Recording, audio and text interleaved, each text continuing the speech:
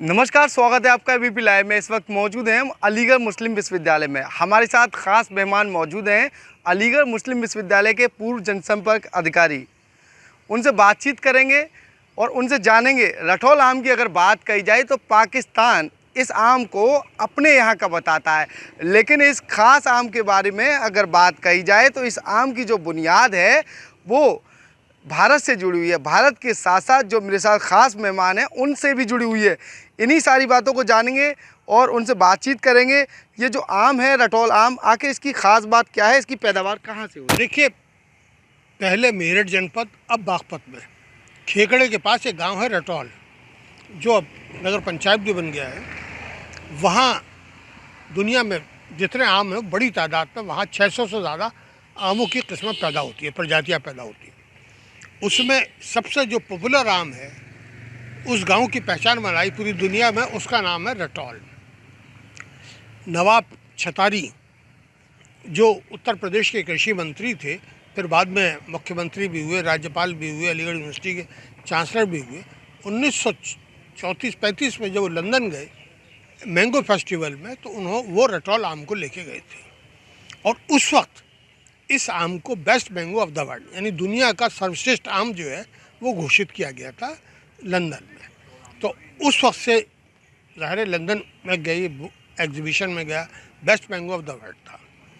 तो आम की शोहरत तो उस वक्त पैदा हो गई थी। 47 में जब देश विभाजन हुआ तो मेरे ताया सगे, उनका नाम था अबरार उल हक, वो पाकिस्तान गए।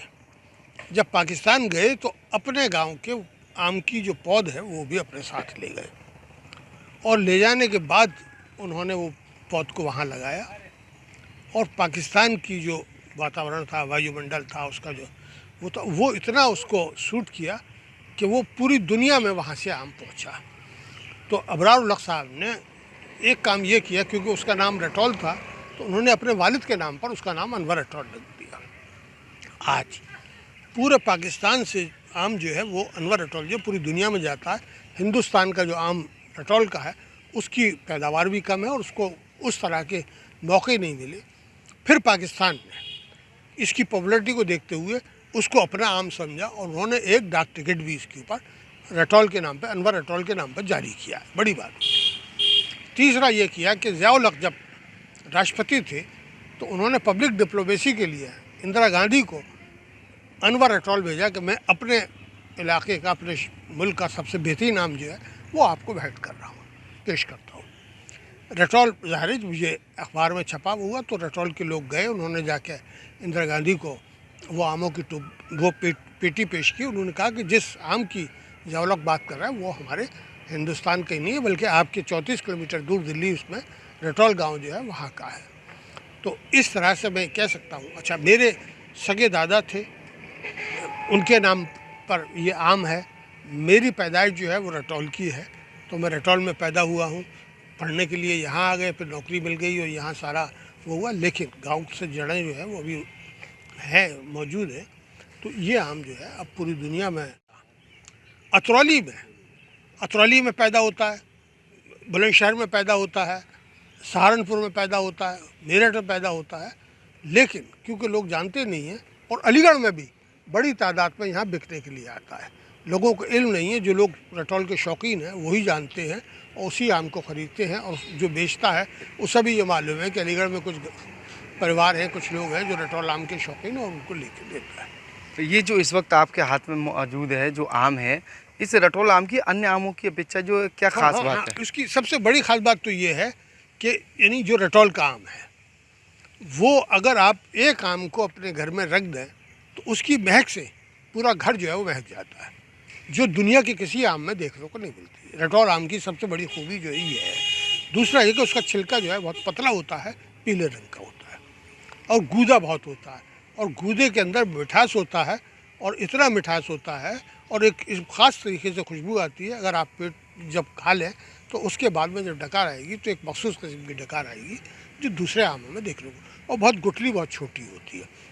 आमों की गुठलियाँ ज़्यादातर बड़ी होती है, गूदा कम होता है, उसमें गूदा ज़्यादा है और गुठली छोटी है, और रंग जो है वो पीला सा होता है।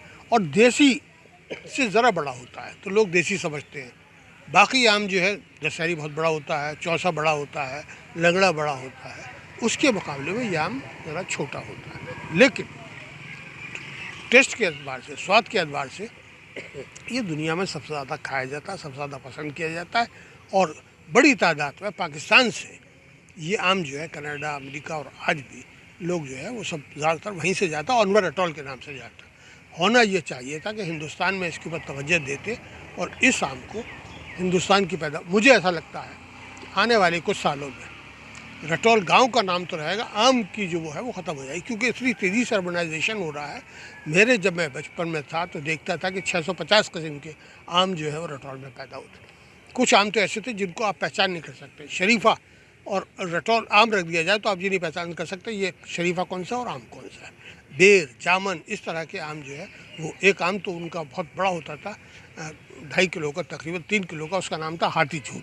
तो हाथी भी पालते थे, तो ये होता था कि भाई जब हाथी खाएंगे तो कम से कम हम आम खा रहे हैं तो कम से कम हाथी भी खाएं, तो उसका नाम ही हाथी झूल है। तो इस तरह की बहुत सी नए नए तजर्बे वहाँ होते रहते थे।